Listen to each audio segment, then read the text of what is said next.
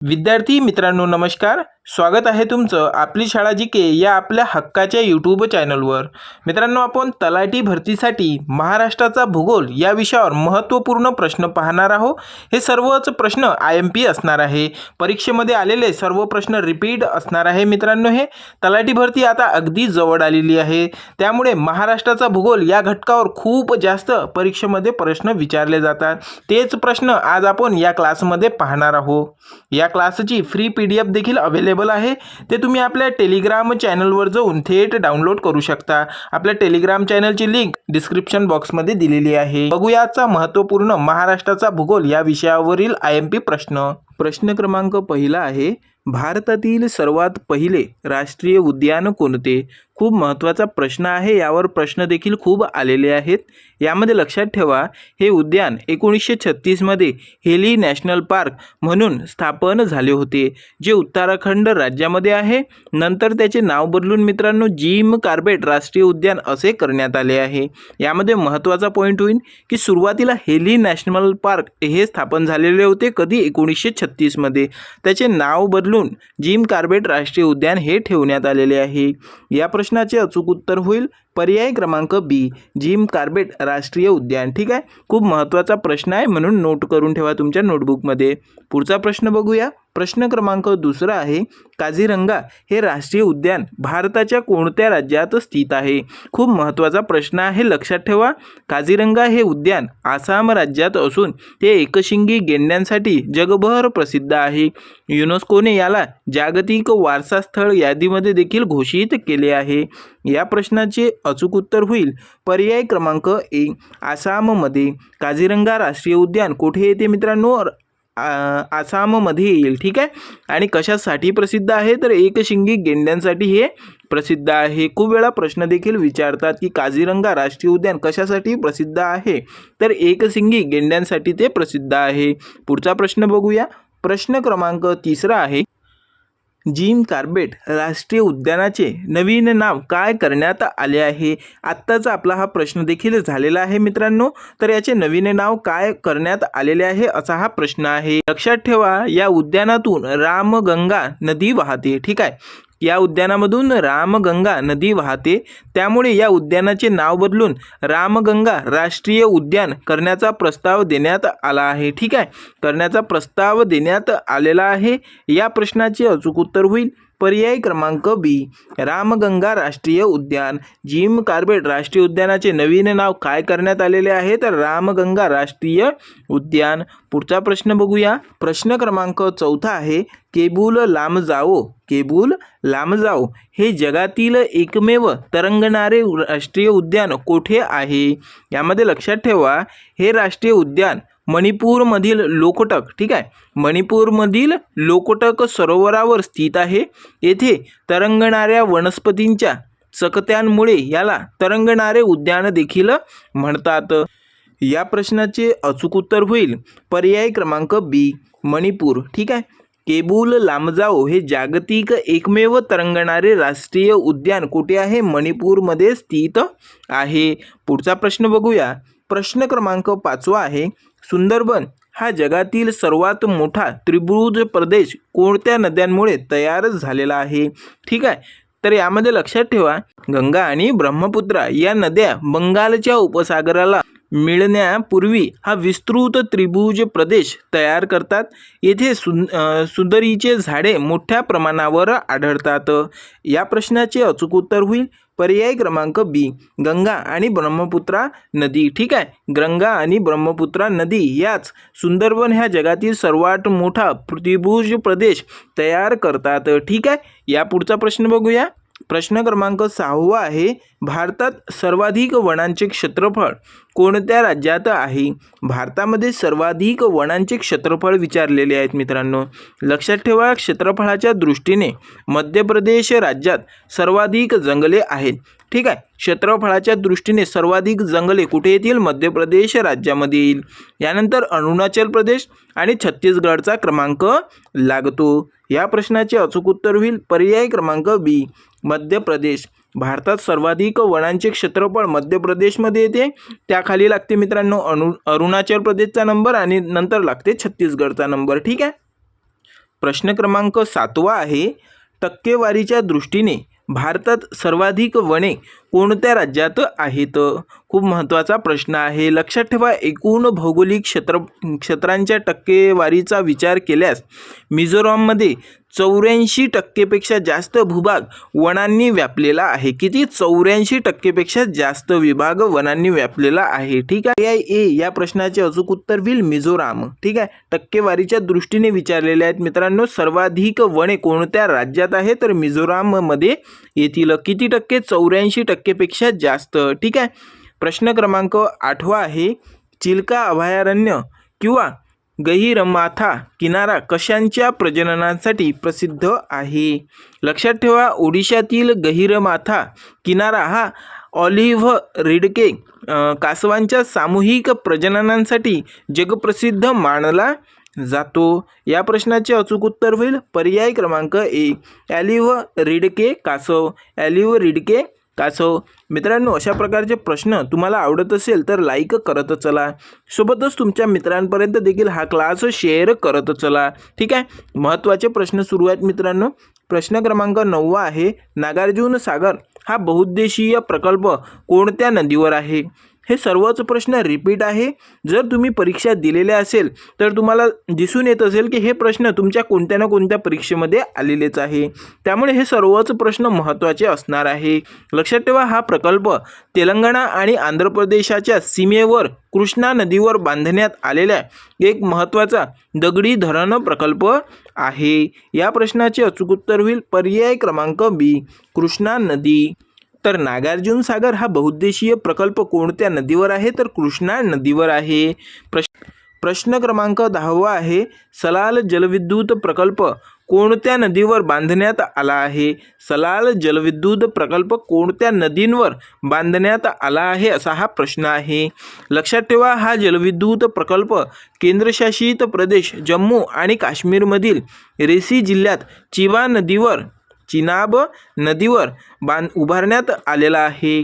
या प्रश्नाचे अचूक उत्तर होईल पर्याय क्रमांक बी, चिनाब या नदीवर. सलाल जलविद्युत प्रकल्प चिनाब या नदीवर बांधण्यात आला आहे. पुढचा प्रश्न बघूया. प्रश्न क्रमांक 11 आहे, टिहरी धरण. ठीक आहे. खूप महत्त्वाचा प्रश्न आहे मित्रांनो. टिहरी धरणवर खूप वेळा प्रश्न आलेले आहेत, त्यामुळे हा प्रश्न नोट करा. टिहरी धरण भारतातील सर्वात उंच धरण आहे. हे कोणत्या नदीवर स्थित आहे? ठीक आहे. तर लक्षात ठेवा, उत्तराखंड राज्यातील टिहरी जिल्ह्यात भागीरथी नदीवर हे धरण आहे. कुठे? उत्तराखंड. तर लक्षात ठेवा, खूप वेळा प्रश्न विचारला जाते की टिहरी धरण कोणत्या राज्यात येते? तर उत्तराखंड राज्यात येते. आणि कोणत्या जिल्ह्यात येते मित्रांनो? तर टिहरी जिल्ह्यात येते. ठीक आहे. आणि नदी म्हटलं तर भागीरथी नदीवर हे धरण आहे. याची उंची सुमारे किती मित्रांनो? 260.5 मीटर एवढी आहे. या प्रश्नाची अचूक उत्तर होईल पर्याय क्रमांक ए, भागीरथी नदीवर बांधण्यात आलेले आहे टिहरी धरण. ठीक आहे. कोणत्या राज्यामध्ये येते? तर उत्तराखंड राज्यात येते, टिहरी जिल्ह्यात येते टिहरी धरण. पुढचा प्रश्न बघूया. प्रश्न क्रमांक 12 आहे, भारतात सोनेरी क्रांती कशाशी संबंधित आहे? तर मित्रांनो, क्रांती या विषयावर खूप वेळा प्रश्न परीक्षेत आलेले आहे. जर तुम्हाला या प्रश्नाचे उत्तर माहीत असेल ना, तर आत्ताच मला कमेंट बॉक्समध्ये सांगा या प्रश्नाचे उत्तर काय होईल. प्रश्न असा आहे की सोनेरी क्रांती कशाशी संबंधित आहे? उत्तर माहीत असेल तर कमेंट बॉक्समध्ये सांगा. यामध्ये लक्षात ठेवा, भारतात फलोत्पादन आणि मध उत्पादनातील वाढीला सोनेरी क्रांती असे संबोधले जाते. या प्रश्नाचे अचूक उत्तर होईल पर्याय क्रमांक ए, मध आणि फलोत्पादन. मध आणि फलोत्पादन.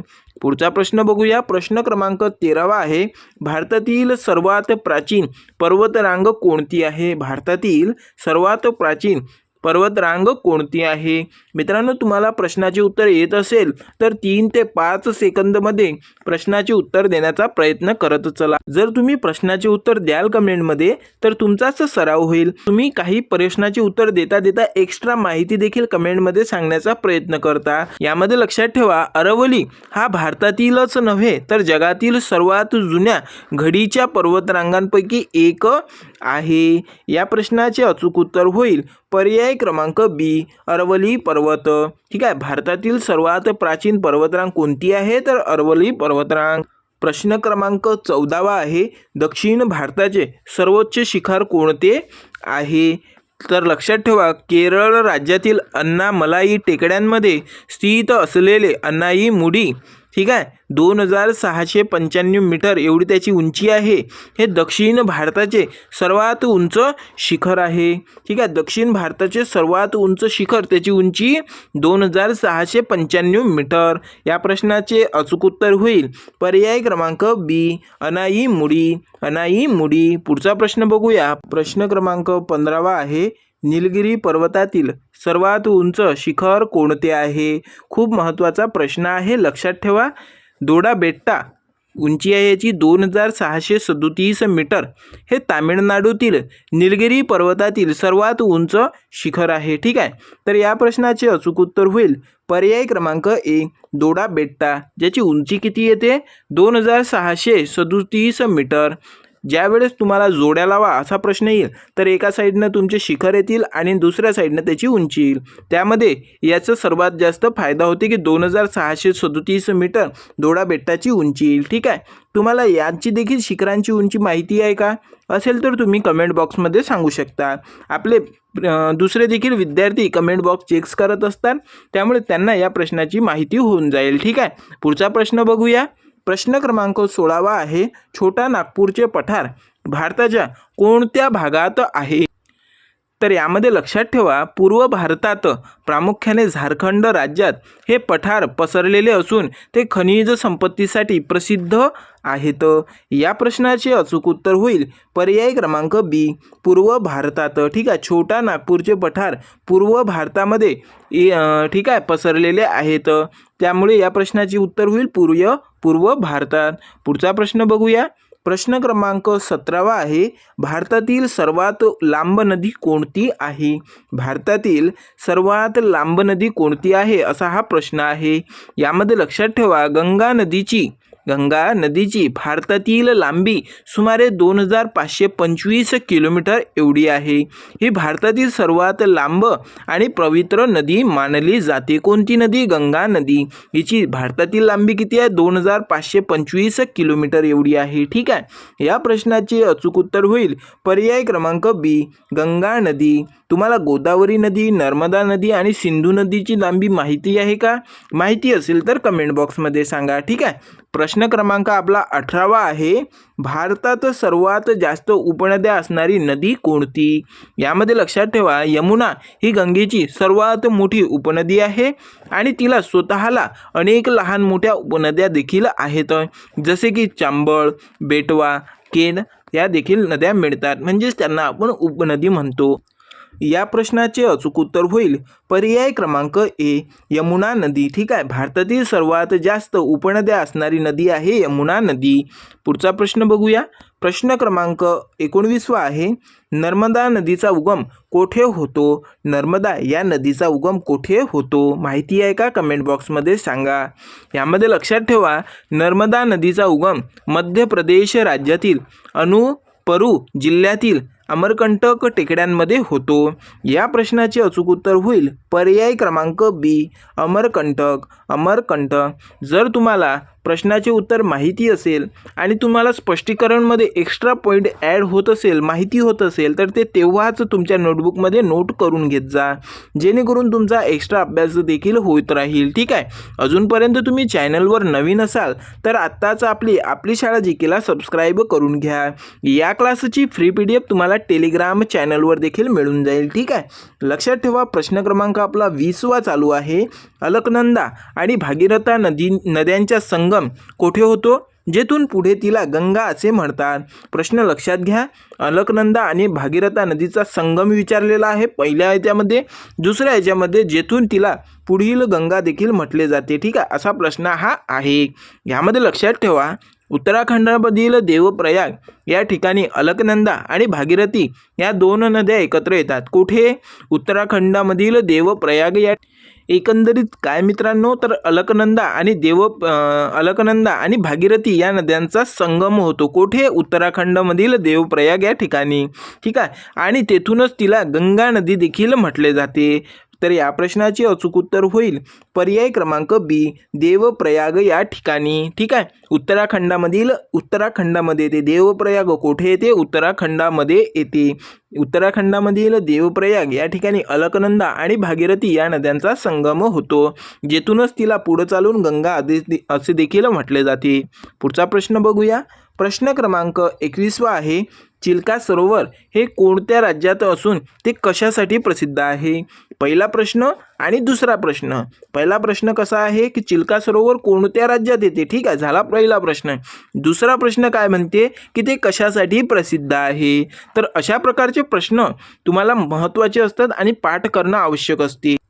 यामध्ये लक्षात ठेवा, चिल्का हे ओडिशातील आशियातील सर्वात मोठे खाऱ्या पाण्याचे सरोवर असून ते पक्ष्यांसाठी प्रसिद्ध आहे. ठीक आहे, चिल्का सरोवर हे पक्ष्यांसाठी प्रसिद्ध आहे आणि सर्वात मोठे खाऱ्या पाण्याचे देखील सरोवर आहे.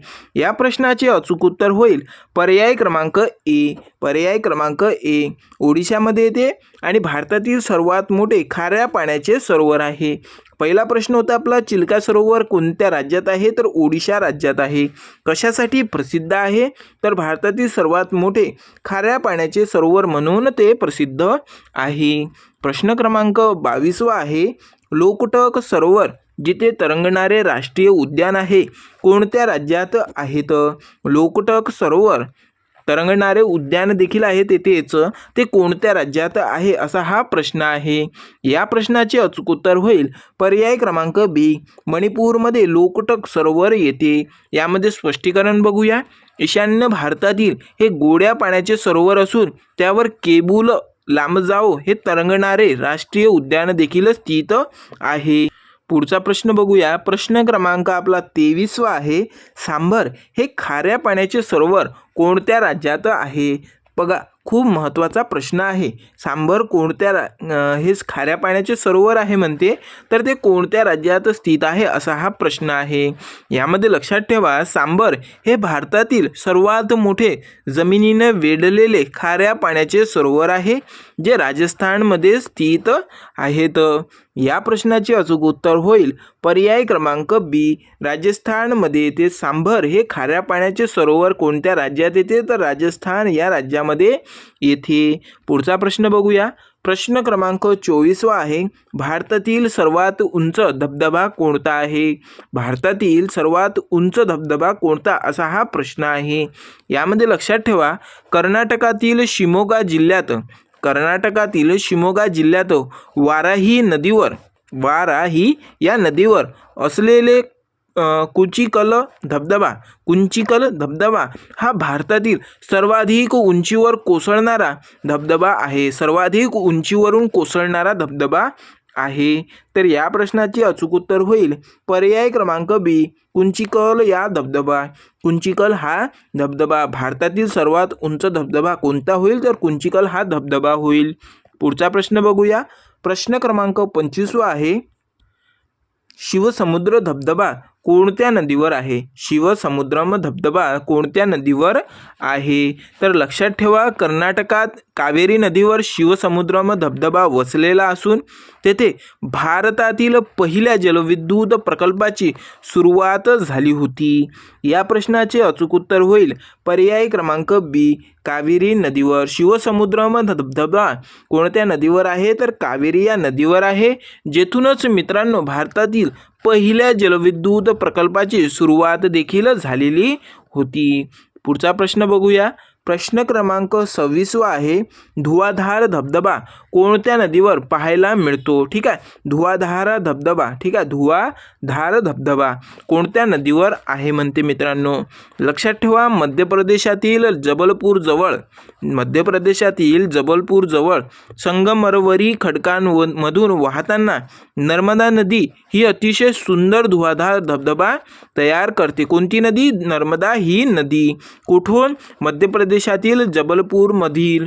ठीक आहे, तर या प्रश्नाचे अचूक उत्तर होईल पर्याय क्रमांक बी, नर्मदा नदी. नर्मदा नदीवर धुवाधार धबधबा पाहायला मिळतो, जी कुठे तयार करते? जबलपूर जवळ संगमरवरी खडकांमधून वाहताना. ठीक आहे, नर्मदा नदी अतिशय सुंदर धुवाधार धबधबा तयार करते. पुढचा प्रश्न बघूया. प्रश्न क्रमांक 27 आहे, भंडारदरा धरण कोणत्या नदीवर आहे? प्रश्न असा पण येऊ शकते की भंडारदरा धरणालाच काय म्हणून ओळखले जाते? तर त्याचे उत्तर होईल विल्सन डॅम. ठीक आहे, विल्सन डॅम हे कोणत्या धरणाला म्हणतात? तर भंडारदरा धरणालाच म्हणतात. यामध्ये लक्षात ठेवा, अहिल्यानगर जिल्ह्यातील अकोले तालुक्यात प्रवरा नदीवर भंडारदरा धरण बांधलेले आहे. प्रश्न असा पण येऊ शकते, अहमदनगरचे नाव बदलून काय ठेवण्यात आलेले आहे? तर त्याचे उत्तर होईल अहिल्यानगर. तुमच्यासाठी एक प्रश्न आहे की अहमदनगरचे नाव अहिल्यानगर कोणत्या तारखेला करण्यात आले? या प्रश्नाचे माहीत असेल उत्तर तर कमेंट बॉक्समध्ये सांगा. या प्रश्नाचे उत्तर होईल पर्याय क्रमांक बी, प्रवरा नदीवर. प्रवरा नदीवर भंडारदरा धरण बांधलेले आहे, ज्याला आपण विल्सन डॅम देखील म्हणतो. पुढचा प्रश्न बघूया. प्रश्न क्रमांक 28 आहे, आंध्रा आणि वळवण हे धरणे महाराष्ट्रात कोणत्या जिल्ह्यात येतात? आंध्रा आणि वळवण हे धरणे, ठीक आहे, महाराष्ट्रात कोणत्या जिल्ह्यात येते असा हा प्रश्न आहे. यामध्ये लक्षात ठेवा, हे दोन्ही धरणे पुणे जिल्ह्यात लोणावळा खंडाळा भागात असून त्याचा वापर प्रामुख्याने जलविद्युत निर्मितीसाठी केला जातो. या प्रश्नाचे अचूक उत्तर होईल पर्याय क्रमांक बी, पुणे जिल्ह्यामध्ये येते आंध्रा आणि वळवण हे धरणे, ज्याचा प्रामुख्याने वापर जलविद्युत निर्मितीसाठी केला जातो. प्रश्न क्रमांक 29 आहे, विदर्भाचे नंदनवन म्हणून कोणत्या थंड हवेच्या ठिकाणाला ओळखतात? खूप महत्त्वाचा प्रश्न आहे आणि खूप सोपी प्रश्न आहे. या प्रश्नाचे उत्तर माहीत असेल तर कमेंट बॉक्समध्ये सांगा. महत्त्वाचं लक्षात ठेवा मित्रांनो, अमरावती जिल्ह्यातील मेळघाट भागात असलेले चिखलदरा हे थंड हवेचे ठिकाण विदर्भाचे नंदनवन म्हणून प्रसिद्ध आहे. या प्रश्नाचे अचूक उत्तर होईल पर्याय क्रमांक बी, चिखलदरा. ठीक आहे, चिखलदरा विदर्भाचे नंदनवन म्हणून थंड हवेचे ठिकाण चिखलदराला ओळखतात, जे अमरावती जिल्ह्यामध्ये स्थित आहे. ठीक आहे, मेळघाट भागात. प्रश्न क्रमांक 30 आहे, माथेरान हे थंड हवेचे ठिकाण कोणत्या जिल्ह्यात आहे? यामध्ये लक्षात ठेवा, रायगड जिल्ह्यातील माथेरान हे गाड्यांना बंदी असलेले भारतातील एकमेव प्रदूषणमुक्त थंड हवेचे ठिकाण आहे. या प्रश्नाचे अचूक उत्तर होईल पर्याय क्रमांक बी, रायगडमध्ये येते. ठीक आहे, माथेरान हे थंड हवेचे ठिकाण रायगड या जिल्ह्यात आहे. तर मित्रांनो, हे होते आजचे आपले 30 महत्त्वाचे प्रश्न. हे मित्रांनो आपले तलाठी भरतीसाठी स्पेशल भूगोल या विषयावर महत्त्वाचे प्रश्न होते. भूगोल या विषयाचे महत्त्वाचे लेक्चर देखील आपण घेतलेले आहेत. हे आपण चॅनलवर अपलोड केलेले आहे, याची लिंक डिस्क्रिप्शन बॉक्समध्ये आहे, किंवा भूगोल या विषयाची सेपरेट प्लेलिस्ट देखील आपल्या चॅनलवर अवेलेबल आहे. तलाठी भरतीचे 30 संभाव्य प्रश्नसंचांची फ्री सिरीज देखील आपल्या चॅनलवर सुरू आहे. जर ते तुम्ही बघितले नसेल तर आत्ताच आपल्या चॅनलवर जाऊन बघू शकता. त्याची लिंक देखील डिस्क्रिप्शन बॉक्समध्ये दिलेली आहे. सोबतच मित्रांनो, सेपरेट क्लास जसे की 1857चा उठाव, सोबत आपलं राज्यशास्त्र, भारतीय संसद ज्यावर सर्वात जास्त प्रश्न आलेले आहेत, आणि मित्रांनो आपले इतिहासवर देखील सर्वच विषयावर आपले सेपरेट क्लासेस आपल्या चॅनलवर झालेले आहे. ते तुम्ही आपल्या चॅनलवर जाऊन बघू शकता. अजूनपर्यंत तुम्ही आपली शाळा जीकेला आतापर्यंत सबस्क्राईब केले नसेल तर आत्ताच करून घ्या, कारण की यावर आपण तलाठी भरती सोबतच प्रत्येक पेपरचे क्लासेस अपलोड करत असतो, आणि एकदम ते फ्री ऑफ कॉस्ट असते. टेस्ट सिरीज देखील आपल्या क्लासवर आपल्या चॅनलवर आपण घेत असतो. त्यामुळे आत्ताच आपल्या चॅनलला सबस्क्राईब करून घ्या. टेलिग्राम चॅनलवर या सर्व क्लासची फ्री PDF अवेलेबल करून देत असतो आपण. त्याची लिंक मी डिस्क्रिप्शन बॉक्समध्ये दिलेली आहे. तिथून थेट तुम्ही आपले टेलिग्राम चॅनल जॉईन करू शकता. त्यावर आपण सर्वच्या सर्व परीक्षेची अपडेट देत राहत असतो. व्हिडिओ आवडला असेल, प्रश्न आवडले असेल, महत्त्वाचे प्रश्न तुम्हाला परीक्षेच्या दृष्टिकोनातून वाटले असेल तर नक्कीच लाईक करा. तुमच्या मित्रांपर्यंत देखील हा क्लास शेअर करा. जर तुम्ही ग्रुपमध्ये अभ्यास करत असाल मित्रांनो, या प्रश्नांची तुम्ही नोट्स काढतच आहात, मला माहिती आहे, जेणेकरून तुम्हाला जास्तीत जास्त या प्रश्नामध्ये सविस्तर माहिती होईल. ठीक आहे, आणखी काही तुम्हाला पुढचा क्लास कोणत्या विषयावर वाटत असेल की आपण तो क्लास घ्यावा, त्याची तुम्ही मला कमेंट करू शकता. मी त्या विषयानुसार महत्त्वाचे IMP प्रश्न काढून पुढच्या क्लासमध्ये नक्कीच घेणार आहोत. ठीक आहे, तर भेटूया मित्रांनो पुढच्या अशाच महत्त्वपूर्ण क्लासमध्ये. तोपर्यंत सातत्य ठेवा. महत्त्वाचे प्रश्न तुमच्या नोट्सबुकमध्ये नोट्स करत चला. ठीक आहे, भेटूया पुढच्या क्लासमध्ये. तोपर्यंत जय हिंद, धन्यवाद.